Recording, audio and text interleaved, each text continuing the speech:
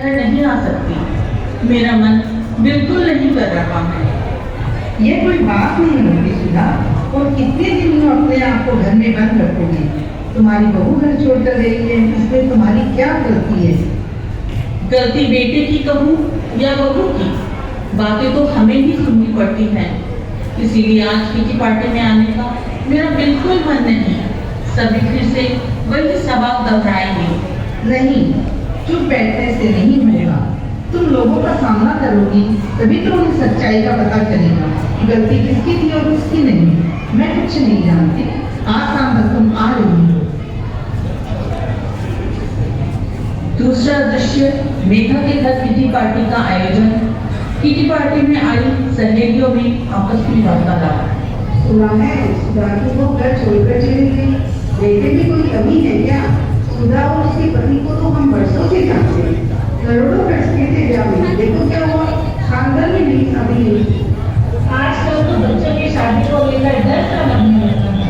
अरे पहले तो ससुराल में 4 जनों के झगड़े होते थे तो बेटे शिकायत करते थे, उनसे जब उनको घर छोड़कर आते थे, पर अब पति पत्नी की ही नहीं बनती। आजकल सबके 1 या 2 औलाद होती है। सभी चाहते हैं कि सब प्यार से मिलजुल कर रहे, तो बेटी और बहू में फर्क ही नहीं करते। शायद बहू को जरूरत से ज्यादा छूट देने का नतीजा ये होता है। अरे आजकल तो बहुओं को बेटियों से भी ज्यादा छूट चाहिए। उन्हें कोई रोक टोक तो पसंद नहीं आती। पहले कम पढ़ी लिखी लड़कियों में घर के संस्कार होते थे। बड़ों का छोटों का लिहाज कैसे करते हैं इसका ज्ञान होता था। आजकल के बच्चे पढ़ लिख तो लेते हैं मगर संस्कारों से कोसों दूर हो जाते हैं। सही कह रही है मेघा भाभी, इसमें कहीं ना कहीं हमारी ही गलती है। हम बच्चों को घर के बाहर पढ़ने भेज तो देते हैं, बच्चे घर परिवार से दूर रिश्तों की ऊंच नीच को समझ नहीं पाते। उनका घर से इमोशनल अटैचमेंट कम हो जाता है। इसीलिए तो मैंने अपने बच्चों को 12वीं के बाद भेजा, क्योंकि इस उम्र तक बच्चे अपने घर और परिवार के कामों को समझने लगते हैं। हाँ नियति, सही कह रही हो। सिंगल परिवारों में नौकरी पैसा माता पिता कम उम्र में ही बच्चों को हॉस्टल भेज देते हैं। बेचारे बच्चे घरों से प्राय दूर ही रहते हैं, इसलिए रिश्तों की समझ ही नहीं रहती। 12वीं के बाद भी बाहर पढ़ने भेजना सही रहता है। दृश्य 3, सुधा का कमरे में प्रवेश। आओ सुधा, हम तुम्हारा ही इंतजार कर रहे थे। आजकल रिश्तों के डोर इतनी कमजोर क्यों हो गई हैं?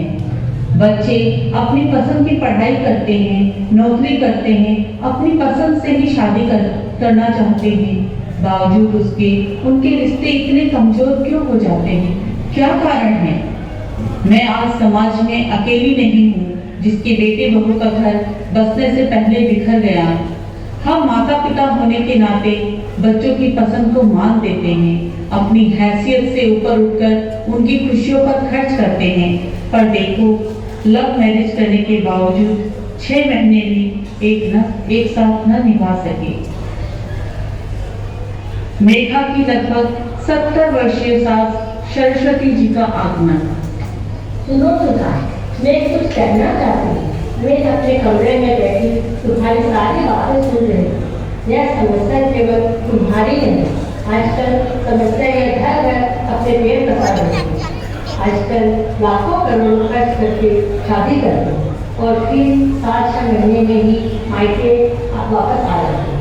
अपने रिश्ते के टूटने का दुख उन्हें भी होता है, लेकिन उनमें अहम इतना भरा होता है कि रिश्ते टूटने का दुख उस अहम के नीचे दब जाता है। हाँ, शायद आप सही करिए। पहले लड़ झगड़ कर आई बेटी को माँ और घर के बड़े सिखाते थे कि जहाँ 4 बर्तन होते हैं वहाँ वे बचेंगे, यानी जहाँ 4 लोग होंगे वहाँ कुछ न कुछ अनबन होगी। थोड़ा धैर्य और समझ से काम वो तो सब ठीक हो जाएगा। मगर आज यह कहा जाता है, तुम्हें क्या उनकी बातें सुनने के लिए इतना पढ़ाया लिखाया था? गलती सदैव बच्चों की नहीं, बड़ों की भी होती है। बेटियों को बेटों से अधिक पढ़ाना क्या इस समस्या का कारण है? क्या बेटा बेटी और बहू को समान अधिकार देना इस समस्या का कारण है? क्या पढ़ी लिखी और नौकरी पेशा बहू से किसी भी प्रकार की घरेलू या सामाजिक मदद की उम्मीद रखना क्या गलत है? क्या घर का बेटा मिलाते रहे? नहीं, ऐसा कुछ नहीं है। सर्वप्रथम तो हमें रिश्तों की कमजोर होती नाजुक जोड़ को बहुत ही सावधानी से और समझदारी से खोलना होगा। हम सारा कसूर हम इस नई पीढ़ी का है। तो क्या माँ सारा कसूर हमारा है? हाँ, आधा उनका तो आधा अभिभावकों का भी है। कोई भी रिश्ता एक दिन में नहीं उठता। माता पिता बच्चों को आज़ादी दे, मगर उन्हें भावनात्मक रूप से अवश्य जुड़े, उनके स्वभाव का पल पल निरीक्षण करते रहे। जब बच्चों में कोई अनबन 24 घंटे से ज़्यादा चले तो उन्हें टटोलना चाहिए। उनके रिश्तों में आई करवाहट की वजह जानने का प्रयास करें। आजकल एक समान पढ़ाई करने वाले और बराबर की कमाई करने वाले बच्चों में अहम इनको उस वायरस की तरह होता है जो सर्वप्रथम उनके रिश्तों की मिठास को खत्म करता है और फिर धीरे धीरे उनके रिश्तों को खोखला कर देता है। हाँ, मेरे बेटे बहू का रिश्ता सिर्फ और सिर्फ उनकी अहम की वजह से टूट रहा है। हाँ सुधा, गलतियाँ सिर्फ बहू की नहीं होती, बेटे भी बराबर के जिम्मेदार होते हैं। रात भर लोग पार्टी करते हैं और सुबह पत्नी से उम्मीद करते हैं कि बेटे लाकर नाश्ता बना कर दे, जबकि ऑफिस के लिए दोनों को एक ही समय पर निकलना होता है। अरेंज मैरिज की तुलना में लव मैरिज में अधिक चुनौतियाँ होती हैं, ज़्यादा उतार चढ़ाव आते हैं। अगर बच्चों का घर बसा हुआ देखना चाहते हैं तो हमें उनसे शादी से पहले ही कुछ ऐसे संस्कार डालने होंगे जो उनके आने वाले जीवन पथ को सरल करें और कुछ ऐसी छोटी छोटी बातें को जैसे कि दिमाग की उपज है और प्यार दिल की, सो तर्क के सहारे जीवन गुजारना कठिन है। प्यार से घर चले, विश्वास से घर चले। रिश्तों में अहम को कभी न आने दे, क्योंकि अहम एक मीठा जहर है। बेटे की जिंदगी में उसके माता पिता कभी भी अनावश्यक हस्तक्षेप न करें। अपने संस्कारों और रीति रिवाजों को कभी भी किसी भी हाल में नजरअंदाज न करें। वार्तालाप के द्वारा समस्या का समाधान खोजें, मौन किसी समस्या का समाधान नहीं है। अपने घर के बड़ों की राय, उनके मार्गदर्शन का सदैव सम्मान करें। बच्चों को सदैव एक पारिवारिक माहौल देने की कोशिश करें। होली हो, दीपावली हो या परिवार का कोई खास उत्सव, वो बच्चों को इसमें शामिल करने के लिए अवश्य घर बुलाएं।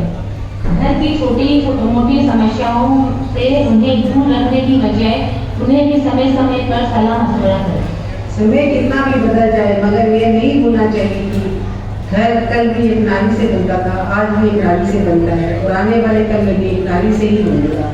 क्योंकि पुरुष केवल मकान बना सकते हैं, मकान को घर केवल नारी ही बनाती है।